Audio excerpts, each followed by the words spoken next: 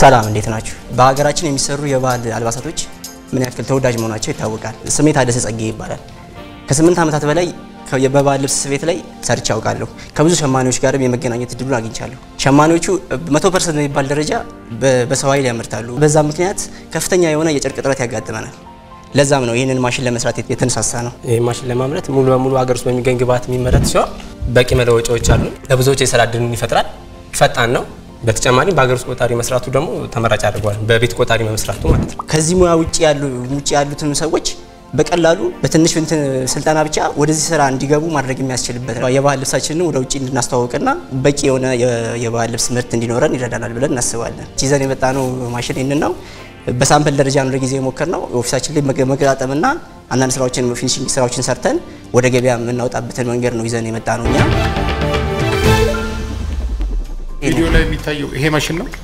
ትንሽ ይሄንን አፕዴት አድርገን ነው እንጂ ይሄኛው ቦዲዎቹ ምናምን ስለቀያየርናቸው ነው።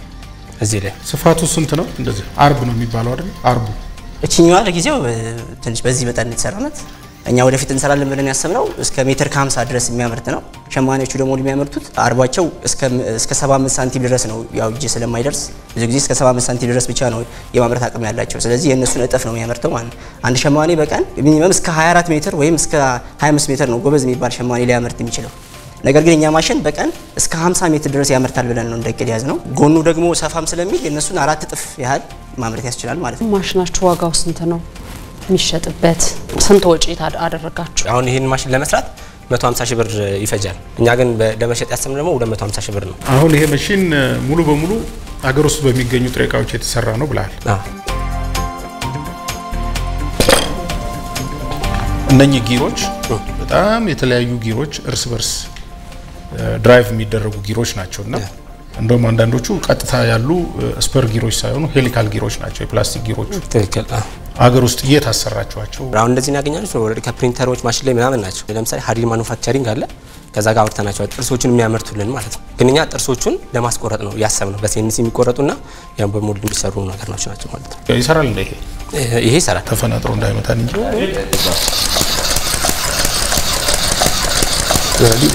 ምን ይኖረዋል። ክሩን እየሸመነ ነው የሚሰራው። እዚህ ጋር አሁን ሪጂስተር ተስተካከለለት ነው።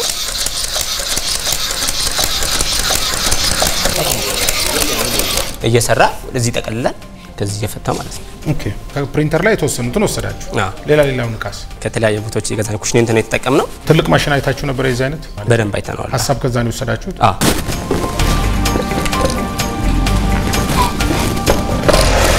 ጸደቀ ጀምር እስቲ። የሸማኔት መቼ ነው የተፈጠረው? እሱን እኔ ጉግል እያደረኩ ነው። The earliest looms date from the 5th millennium BC ላይ ከክርስቶስ ልደት በፊት 5000 ዓመት በፊት ማለት አይደል? አሁን ፓወሩን ነው በጣም ተገርማችሁ ጥግት ብላችሁ ስታዩት ስለነበር ልስማ ብዬ አውቶሜሽኑ ያኛውማ አለ እኛም ሀገር ምንድነው እነሱ ይሰሩበታል። ዌቪንግ ማሽን ነው የሰራችሁት ወይስ ዌቪንግ ማሽኑ ላይ የጨመራችሁት አዲስ ሀሳብ አለ? ይሄንን አስበን የሰራ ነው የሸማኔን እጅ ይተካል ነው። የሸማኔን እጅ የሚተካው እኮ ዌቪንግ ማሽን ነው አይደል?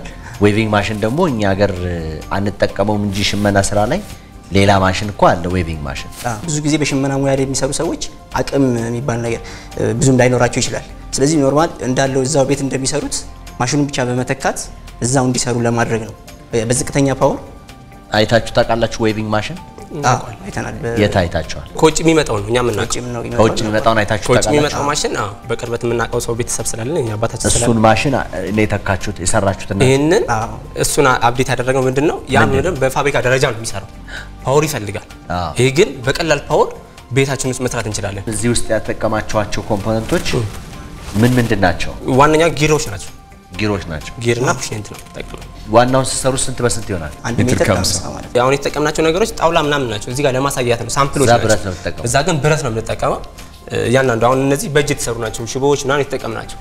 ያ ግን ራሱን የቻለ ማሽኖች እንትኖች አሉት መኖች ምናምን አሉ። የመስራት አቅሙን ከባህላዊ አንፃር ኤፊሺየንሲው እንዴት ነው? በቀን የሚያመርቱት 24 ሜትር ነው ብለናል። 24 ሜትር በ75 ሳንቲም ማለት ነው። ይሄኛው ግን ማሽኑ የሰራ ነው ከውጪውም አንፃር ነው ያየነው። እንደገና እዚህ ላይ ስንሰራ በካልኩሌሽን ነው ማባስተን ያመጣነው። ሲሰፋ ሊሰራ የሚችለውን ፍጥነት ታሳቢ አድርገን ነው ከዚህ ማሽን ጋር አብረን ለክተን ይሰራል ብለን የገመተው እስከ 50 ሜትር ድረስ ያመርታል ብለን ያሰብነው ማለት ነው። እጥፍ ያደርገዋል።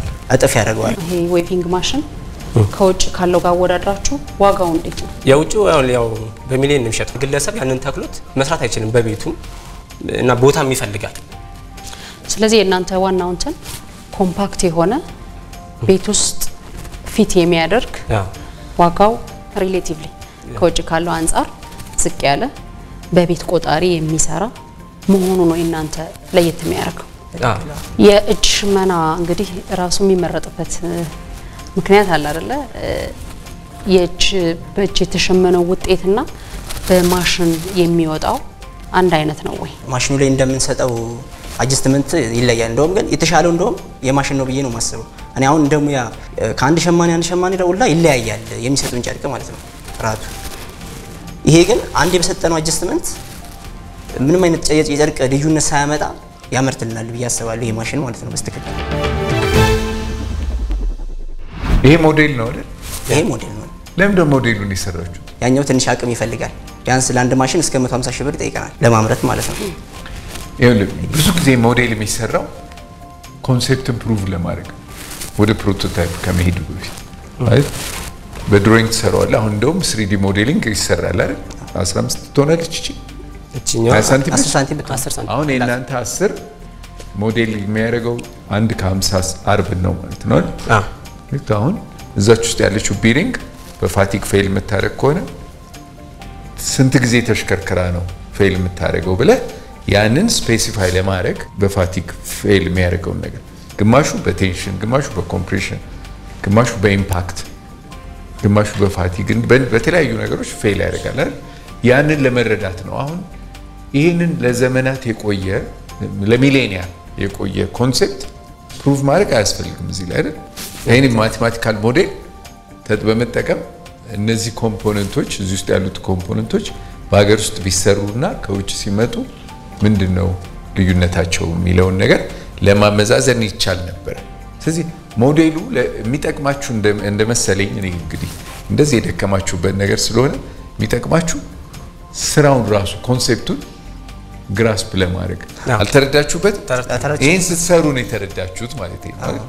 ስለዚህ ኦልሞስት ፕሩፍ ኦፍ ኮንሴፕት ነው ለእናንተ ሽመናው እያልኩ ወደ ፕሮዳክሽን ምናምን ስንሄድ ግን ከዚህ ውስጥ የትኞቹ ኮምፖነንቶች ሎካሊ ሪፕሌስ በሀገር ውስጥ ሊመረቱ ይችላሉ፣ የትኞቹን በሲኬዲ ሙሉ ለሙሉ ተበትኖ ቢመጣና እዚህ አሴምብል ብናደርገው ከዛ ውስጥ ለመቀነስ ምን ማድረግ እንችላለን፣ የቱን ግማሹን ኖክዳውን አድርገን እናምጣው የሚለው ጋር መሄድ አለባችሁ። መጀመሪያ ዓለም በሙሉ በሽመና መሳሪያዎች የተጥለቀለቀ ነው።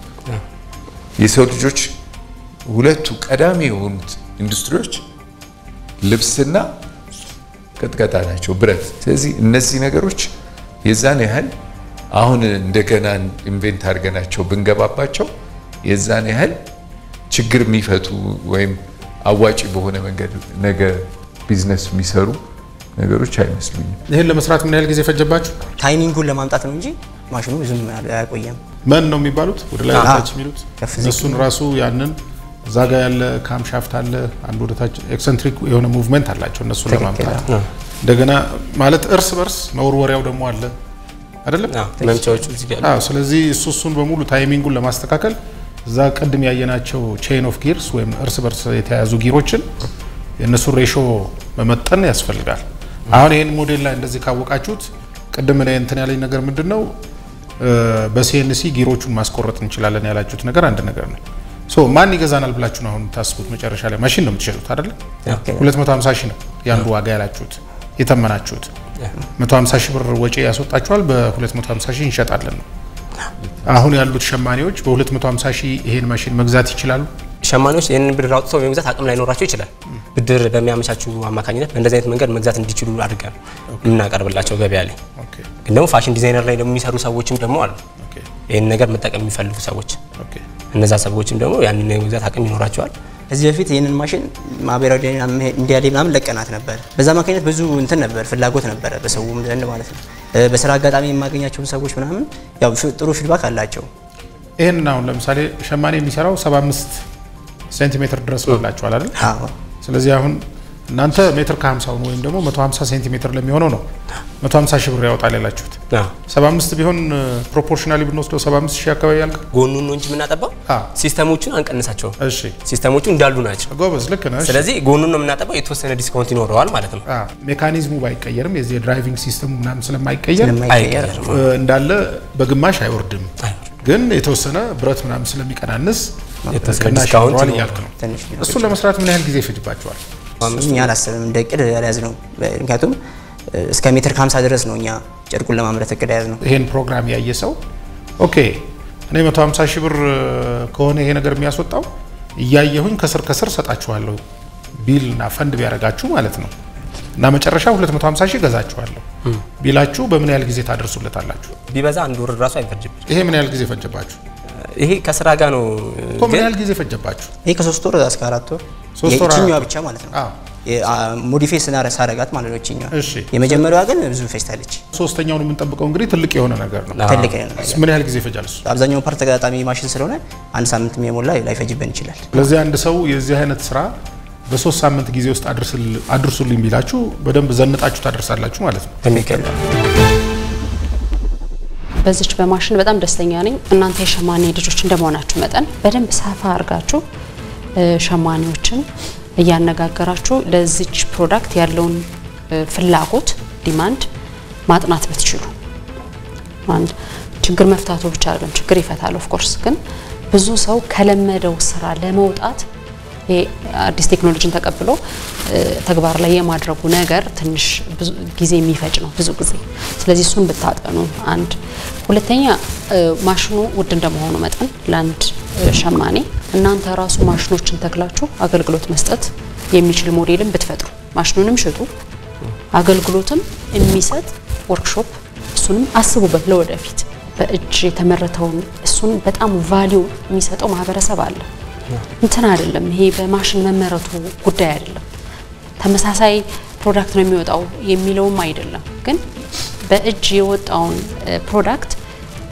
በእጅ ብቻ እንዲሰራለት የሚፈልግም ደግሞ አለ ያንን ቫልዩ የጠበቀ አይነት ሆኖ እንዲወጣ በደንብ ተጠበቡበት እዚህ ማሽን ላይ የፋብሪካ አይነት ምርት እንዳይመስል ማለት ነው ብዙ ስለሰራችሁበት ያንን ውጤት እንዲያመጣ አርጋችሁ ብትሰሩና ቫልዩ አድ ብታረጉበት ይሄንን ማሽን የሚል እንተናለኝ በቀላል ትሬኒንግ ይሰራል ብላችኋል ኤክሰለንት የጥገናውንም ጉዳይ ብታስቡበት ጥገናዎች እንዴት ነው የምትሰጡት ብዙ ከሆነ የምትሸጡት ቢበላሽ ማን ነው የሚጠግነው እሱንም ስላላየው ነው እዚህ ጋርና በጣም አሪፍ ነው እኔ 80 ሰጥቻለሁ እኔ 80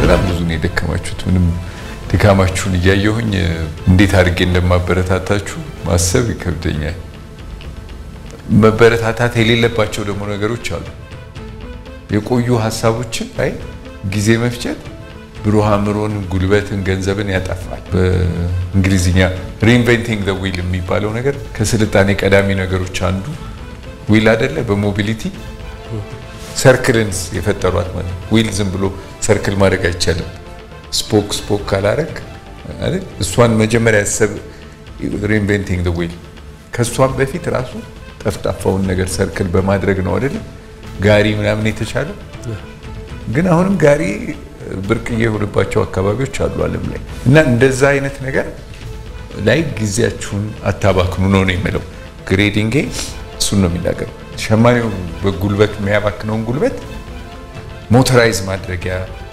ወይም ሜካኒካል አድቫንቴጅ የሚሰጠው ዲቫይስ እንደዛ አይነት ነገሮች ቢኖሩት የበለጠ ወደ የሚቀጥለው ዙር እንድትሄዱ የሚያበረታታ ነገር ነበር ይሄ ነገር ሄዶ ገበያ የሚኖረው ነገር ስላልመሰለኝ ነው 55 መሰለኝ አሁን አንተ ሎንግ ተርም ነው ያሰብክ አሁን ሾርት ተርም ፕሮብሌሞች የሚፈቱበት አለ ሚዲየም ተርም አለ አሁን የሸማኔዎች ችግር እንደሆነ እነሱ እየሸመኑ እየኖሩ ነው ያሉት this is real problem ብለው መጡ ገዢዎቹ ሸማኔዎቹ አይደሉ ሸማኔዎቹና የሸማኔዎች ኮኦፕሬቲቭስ and የሸማኔዎች ኮኦፕሬቲቭስ ሜዳንም መቼም ብዙዎቻችሁ ሳትወለዱ አውቃለሁ እዚህ ውስጥ ያላችሁትና ሸማኔዎች በጣም የሚፈልጉት ነገር የሽመና ማሽን አይመስለኝም ስፔስ አንዱ ስፔስ ነው። ዲፌንድ አርጉ እናንተ ሜካኒካል አድቫንቴጅ የሚሰጣቸው ነገር ይፈልጋሉ። ጉልበታቸውን ጀምር 2 እጥፍ ለማድረግ 25 ሜትር የሚያመርቱትን ነገር 50 ሜትር ለማድረግ ብለው 4 እጥፍ ነው የሚሆነው። 4 እጥፍ ነው የሚያመርተው። ይህ ማለት ሜትር ከ50 ነው። ሜትር ከ50 በ50 ሲባዛ የሚያመርተው አለ። የነሱ 75 ሳንቲም በ25 ሜትር ብናባዛው የነሱን 4 እጥፍ ነው የሚያባዛው። አይ እኔ ድካማ ይህ ማለት በ75 ሳንቲም ብናረጋው እኮ ሼት ነው የማደርገው። ከውጭ የሚመጣውን ዌቪንግ ማሽን ነው ሰብስቲቲዩት ለማድረግ የምትሞክሩት። በራሱ እሱ ኤፈርት በተለይ እንደናንተ አይነት ወጣቶች ሆናችሁ መደረጉ በጣም ኢንከሬጅ የሚደረግ ነው። እያደገ ፕሮግረስ ሊያደርግ የሚችል ሐሳብ ነው። ሁለተኛው ዙር ስትመጡ አንድ ማሽን ቢያንስ አምርታችሁ ተበድራችሁ ተለቀታችሁ እቁብ ጥላችሁ ቢሆን አንድ ማሽን አምርታችሁ ቢያንስ ያን ማሽን ከቻላችሁ ማምጣት ካልቻላችሁ ደግሞ ሰርታችሁበት ለአንድ ሰው ሸጣችሁት ሊሆን ይችላል። የፕሮሞሽን ፕራይስ አድርጋችሁ ቢሆን ያንን ብትመጡ የበለጠ ለእናንተ ጥሩ ይሆናል። ያው ደግሞ ሽሮ ሜዳ ያለ ሰው ሀብታም ነው። ሸማኔዎቹ በጣም ሀብታም እንደሆኑ አውቃለሁ። ጥሩ ነው የሚሰሩትና ጥሩ ነው። ተመችቶኛል። 95 ሰጥቻችኋለሁ። የፀሐይ ኃይል ይሰራል። ይሰራል። ፀሐይ ኢንኮርፖሬት አርጉ። እናመሰግናለን። እናመሰግናለን።